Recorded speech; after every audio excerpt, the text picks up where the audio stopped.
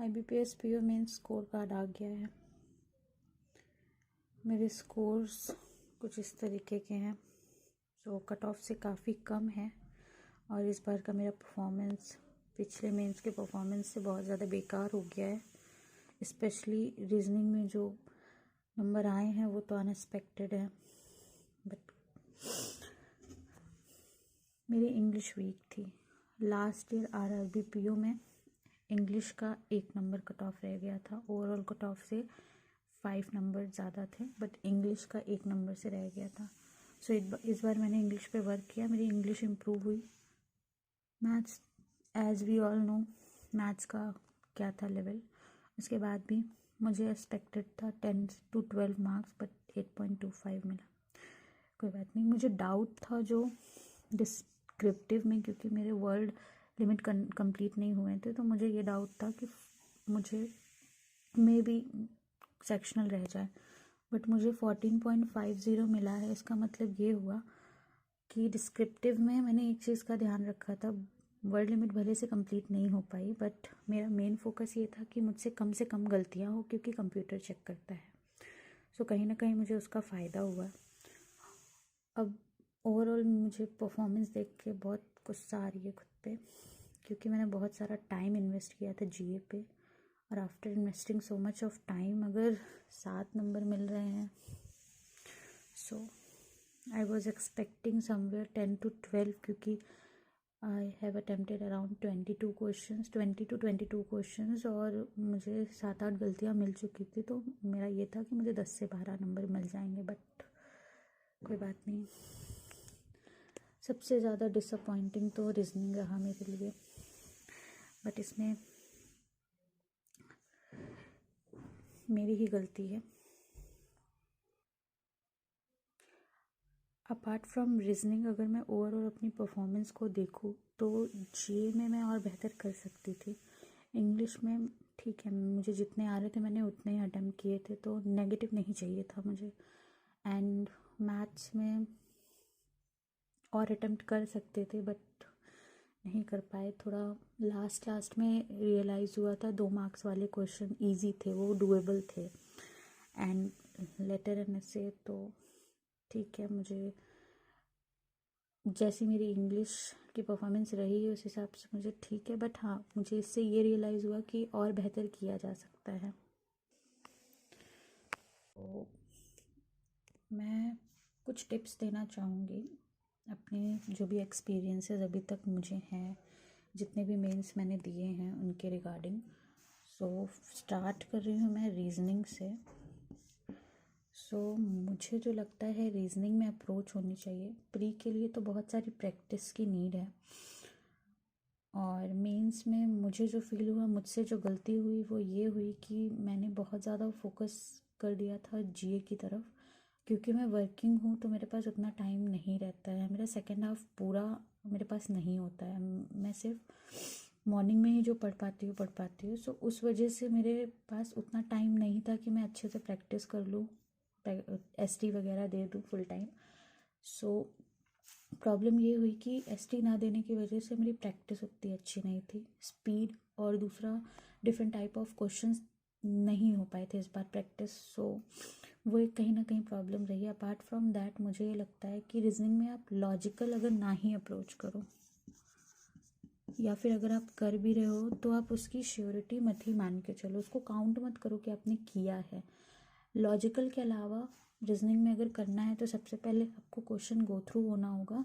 Go through कर लो, देख लो कौन कौन से टाइप्स हैं, देन उनमें मार्क कर लो जो आपको करने हैं।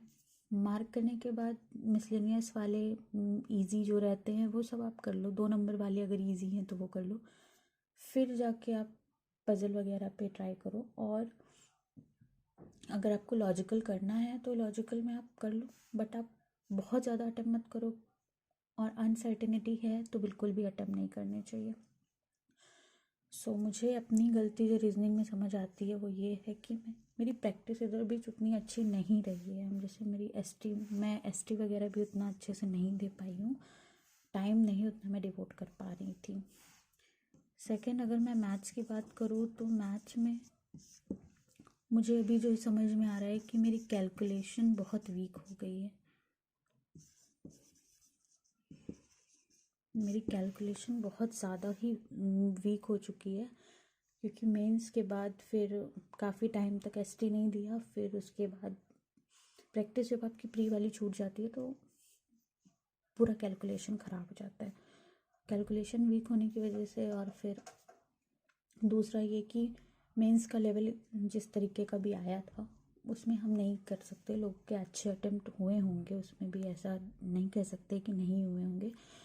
सो मैथ्स में मुझे अपना कैलकुलेशन ही प्रॉब्लम समझ में आता है, क्योंकि कैलकुलेशन की वजह से ही कहीं ना कहीं डीआई रह जाती है। अर्थमेटिक अच्छा है, मेरा अर्थमेटिक प्लस पॉइंट है, तो मैं अर्थमेटिक में अटेम्प्ट कर लेती हूँ, बट मुझे प्रॉब्लम होती है डीआई की कैलकुलेशन अगर लेंदी होती है पीओ वगैरह की, तो वो टाइम टेकन हो जाती है।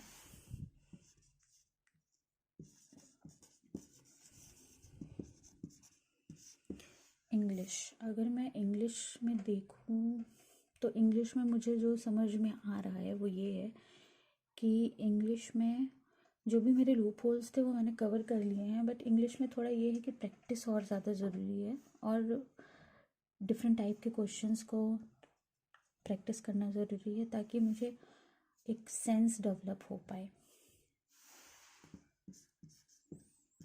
एंड जीए में, जीए में तो कितना भी पढ़ लो कम ही है, बट इस बार मैंने जीए की स्ट्रैटेजी कुछ चेंज की है थोड़ी। Let's see if it works, then I will definitely share with you.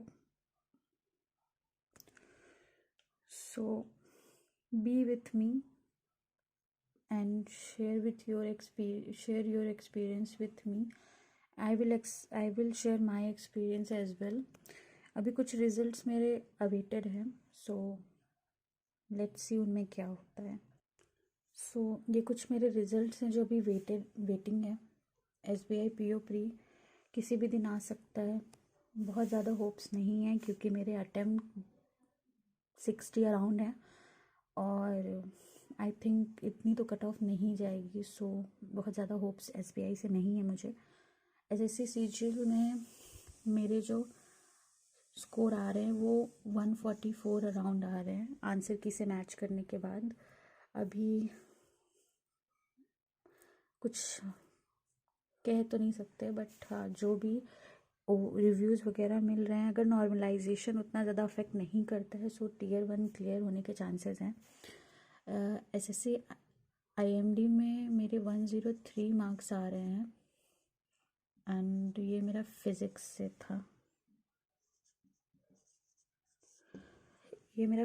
था। इसमें भी मुझे बहुत ज़्यादा उम्मीद नहीं है, क्योंकि लास्ट ईयर का कट ऑफ बहुत ज़्यादा गया था, बट इस बार ऐसा रिव्यू आ रहा है कि फ़िज़िक्स का लेवल थोड़ा अच्छा था, सो उसका भी कोई आइडिया नहीं है। SSC MTS लास्ट ईयर का फाइनल रिज़ल्ट आना बाकी है। कट ऑफ भी इसमें बहुत सारी वैकेंसीज़ थी, तो चांसेस हैं कहीं ना कहीं।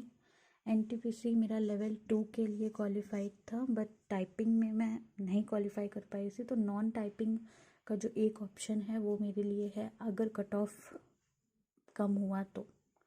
एंड देन FCI, ये मेरे अच्छे अटेम्प्ट हुए हैं, सो मुझे पॉजिटिव रिस्पांस की नीड है SSC CGL से एंड FCI से।